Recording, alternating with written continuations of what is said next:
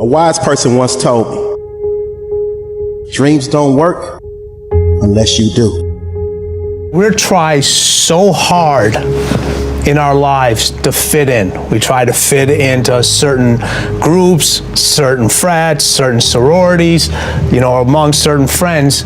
Yet the people we idolize most are the ones that stand out. But when you're prepared, there is no fear.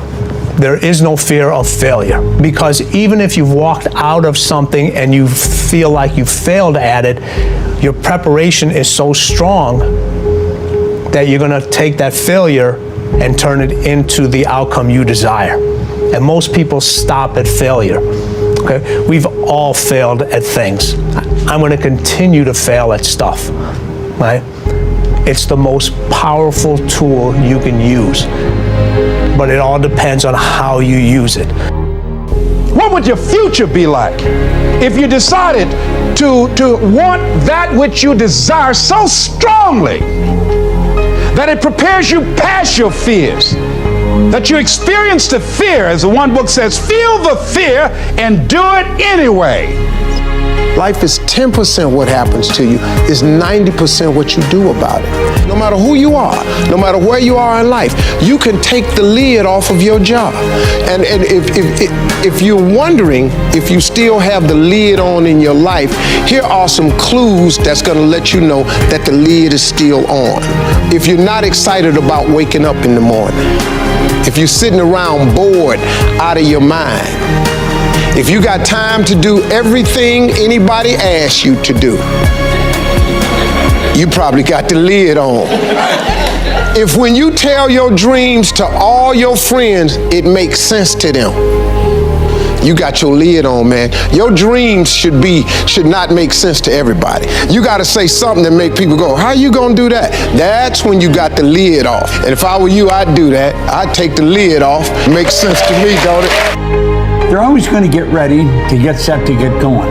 What we've got to do is, boom, just like that, move into action. Every time you remember your dream, you're removing some dirt. You're digging it back out. The true mark of a champion is, even though some dirt gets thrown on your dream, instead of letting it get buried, you keep shaking it off. You keep moving forward. You keep looking for a new opportunity. You wouldn't be having that opposition if you didn't have something great in you. If your dream wasn't alive and on track, right on schedule to come to pass, you wouldn't have so many things coming against you. That dream is still alive. You may have tried a year ago, 5 years ago, or 40 years ago. Didn't work out. Nobody was there to help you. Go back and try again. This is your time. This is your moment. Your destiny is calling out to you. Can I tell you, your dream is not dead. It's just not in season. Your time is coming. Promotion is coming. Good breaks are coming. Promises you've been standing on. Dreams you've been praying about.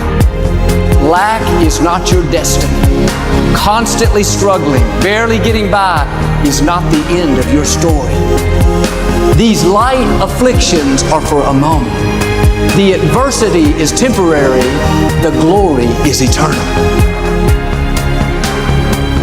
Lord, I believe this is my year to get healthy and whole. This is my year to meet the people of my dreams. This is my year to go further in my career, to step into a new level of my destiny. This is my year to accomplish dreams, to break free from this depression. This is my year to meet the right people.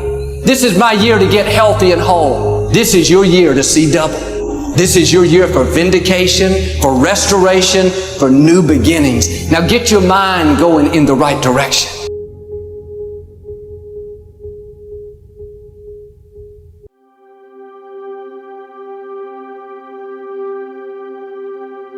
Here's the secret. The people that do the most with their lives, the people that seem the most self-assured, the ones that seem to embody confidence, the ones that seem to define confidence, they're the ones that had to face down the most fear. They simply didn't linger in it. Don't hate your competitors. Respect your competitors. Learn from him. I had a very important person in my life come to me and say, "Who's your hero?" And I said, "I don't know, I got to think about that. Give me a couple of weeks." I said, "I thought about it. You know who it is?" I said, "It's me in 10 years. So I turned 25 10 years later. That same person comes to me and goes, "So are you a hero?" And I was like, "Not even close." I said, "Why?" I said, "Because my hero is me at 35.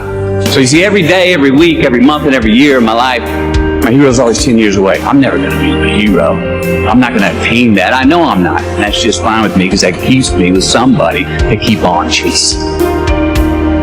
That's the thing. Success and failure are generally slow processes. Either slowly building things up or gradually tearing them down. And that's why I say you've got to pay attention. You have to watch. You have to watch every single second. Choose love, and don't ever let fear turn you against your playful heart.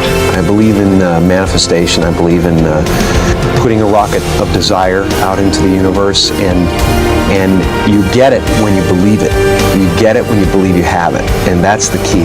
So we want to get really sensitized, acutely sensitized, sensory acuity, to whether what we're doing is working or not.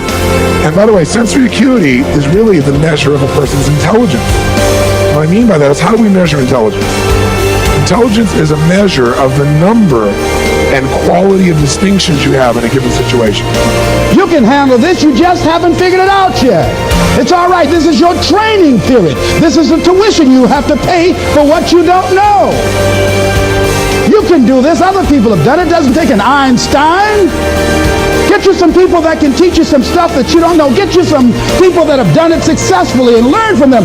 Take some seminars, workshops, read some books on how to manage a business. Change the way you see yourself and begin to tend to the personal details. Understand that nobody's going to take care of your business better than you.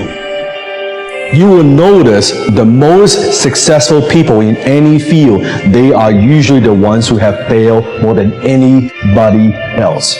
You see the difference between a successful person and everyone else? It's not a lack of strength, it's not a lack of knowledge, it's a lack of will.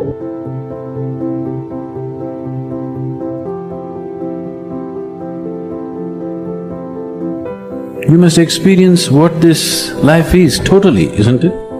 Before you go, you must experience this. If you do experience that, then such questions will never arise in your mind, because that's not the way existence is.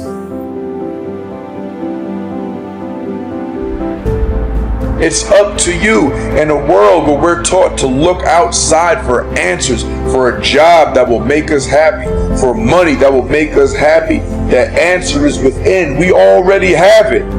We already have the answer, but will we unleash it? Will we give it? Will we own it? Will we truly reinvent ourselves to become the people that we're capable of becoming?